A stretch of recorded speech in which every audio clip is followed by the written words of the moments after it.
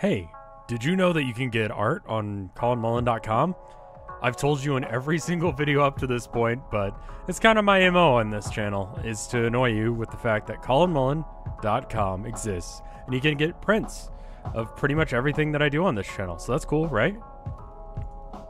Hey everybody, so before I get started, I do want to talk about this painting just for a minute if that's cool, and I'll try and keep it short. Today is Mother's Day, which means that, you know, I'm trying to get something together for my mom. Ended up painting this over the last, couple of weeks, and it turned out alright. It's a little bit more realistic than I'm used to, but it pairs with the cardinal that I gave my dad. I gave my dad a male cardinal, and I'm giving my mom a female cardinal. I forget if it was like his birthday or Father's Day or I don't know, whatever. One of those holidays. It's about 4 times a year that I break outside of what I do. Well, Christmas as well sometimes. So 6 paintings that are like this a year, but otherwise I try and retain my normal style. And that kind of feeds into what we're talking about today, but I do want to just point out hey, you know, if you can, go do something nice for your mom. One thing I've learned over the years, A, just getting older, and B, being a streamer. I feel like being a streamer has given me a very unique insight on stuff that some people's parents are just awful. And if you have awful parents, then never mind. Don't give them anything for birthdays and Father's Day and Mother's Day and that kind of thing. I lucked out, so I'm gonna. And if you lucked out as well, please treat your folks right, because some people aren't as lucky. And to those of you that you know, do have bad parents, don't feel bad about not getting them anything. They don't deserve it. They truly and legitimately do not deserve it from the stories that I've heard. So anyway, I said I was only going to go on for a minute. Now I'm on to 2. So let's talk about today's subject matter, because it does tie into what we're doing here. So Jellybean Kitty on Twitter asks, do I have to match other people's art styles in order to be successful? My drawings aren't realistic at all, and there's those who draw really realistic and they're amazing. I feel kind of inferior most of the time. Do I just need to practice? Okay, so first off, yes, you do. I haven't seen your art, but just go and practice more. But that's not because I think that the realistic thing is really the be-all end-all. In fact, I think it's sort of a intellectual dead end in a lot of ways. There's a saying, and I believe it with streaming and art and music and everything like this, that do something different or do something better, or don't. There's just nothing else to be done. If you're not doing something different, if you're not doing something better, then there's nothing really for you to say. You know, this conversation's already been had. So why should they look at your art versus, I don't know, Monet or someone, you know? And the answer should be either because you're better or you're different. And when it comes to realism, there's just an objective, how close does it get to the actual perfection of a photograph. And I think that's it just goes all in on the technique and not any on the creative decisions, on any of that kind of stuff, as much as doing something completely, you know, outside of the realistic norms go. And when we say realism, I'm gonna just preface this for those of you that are in art school or have done art history class or whatever. I mean realism as in you know, the way that the layman uses it. I'm not talking about, you know, American realism or what have you. We're lumping all that stuff that looks like real life together, and skipping out on stuff like cartoons and surrealism and stuff. The issue, however, is that people really like realism, and it will always sell, because it doesn't take any art history knowledge in order to get it, and in order to like it, and in order to enjoy it. You just do. You look at it and you're like, oh, hey, it's that thing. It's that person. I notice a lot with pop art, and pop art, again, I'm using in a very slang term, but I'm talking about the kind of stuff that you see. There's this chain of cafes down here called Kirby Lane, and there's always art up, and it's always I don't know, Marilyn Monroe and all these Elvis or whatever, but done on a either realistic style or a high contrast style. That kind of stuff will always sell. But I couldn't tell you their names, and I'm sorry if that's your art at Kirby, explicitly. I guess you you're doing good for yourself. And there's nothing wrong with doing business. Like, sometimes you gotta do stuff like that in order to just make ends meet. As an artist, is you gotta do some stuff that you wouldn't normally, like realism. I'm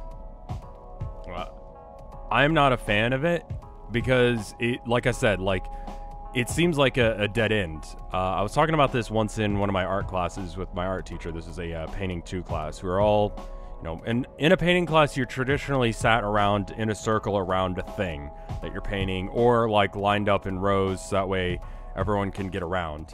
And you're listening to something, either the teacher's music or someone's music. Usually it's like sea shanties or something, just because, I don't know, everyone in my class was a hipster. But my point is that we were talking about art, and I was pointing out, like, I don't see a point in realism. Like, I've got a camera in my pocket that can do that in, like, literally, like, less than a second. I just pointed at something and pressed the button, and then we got a photorealistic thing, right? One of the other students said, you know, you don't really mean that, do you? And I'm like, actually, yeah, I do. Like, what's the point in doing photorealism? And she packed up her stuff and she left, and I don't think she came back for the rest of the semester. So it's kind of a controversial opinion amongst art students. And there's nothing, like, explicitly wrong with it, I guess, like photorealism. But just, it's not where I want to take my own art, for sure. Because it's just like, you know, if you lined up, like, 10 people who could perfectly do photorealism, and you put their art in a row, you wouldn't be able to pick out who did what. And I think that's the fault. Like, why should I devote all my time and energy to becoming really good at something that doesn't really, I don't know.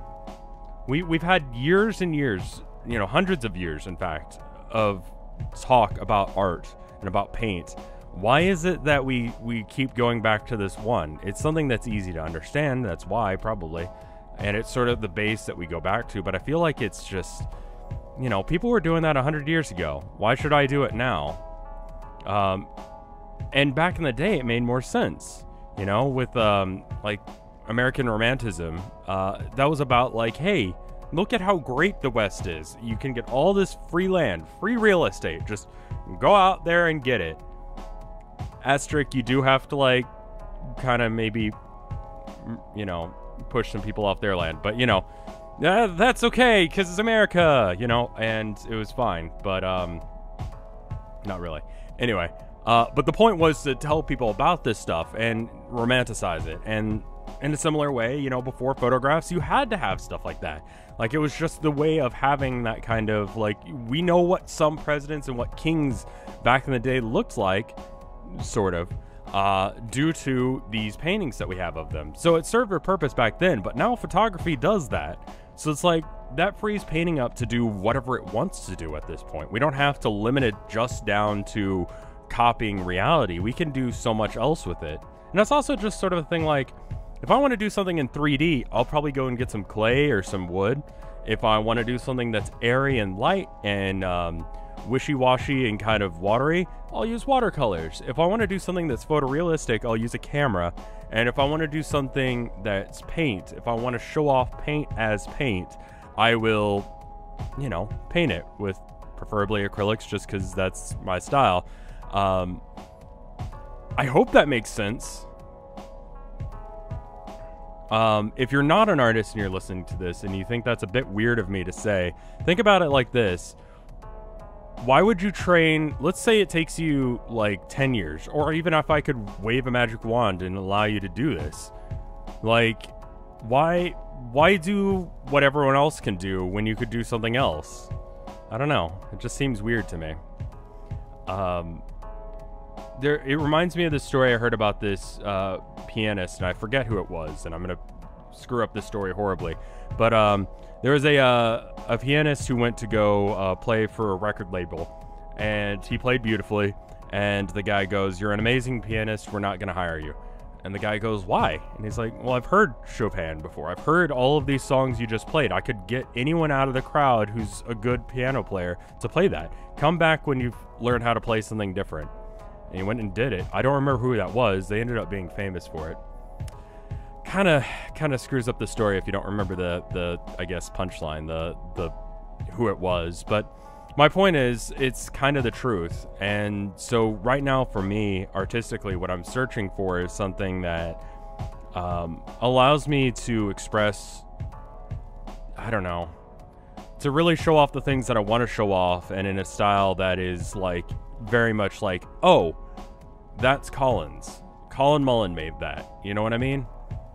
But that being said, you know, I think it's different in school. I'll have to talk about that at some point. But I think, you know, when you're in school, if your teacher gets on you about like, hey, you should stop drawing anime in class, like, I kind of think he's right as far as that goes. But when it comes to like your individual practice, go for it, dude.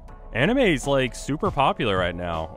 Not as much as it was in the 90s, I feel like. I feel like the 90s was a huge boom of it, but I'm rambling now. Anyway, I hope I illustrated my point well enough here. I hope I explained what I was talking about well enough, but that's where I'm gonna call it for the day.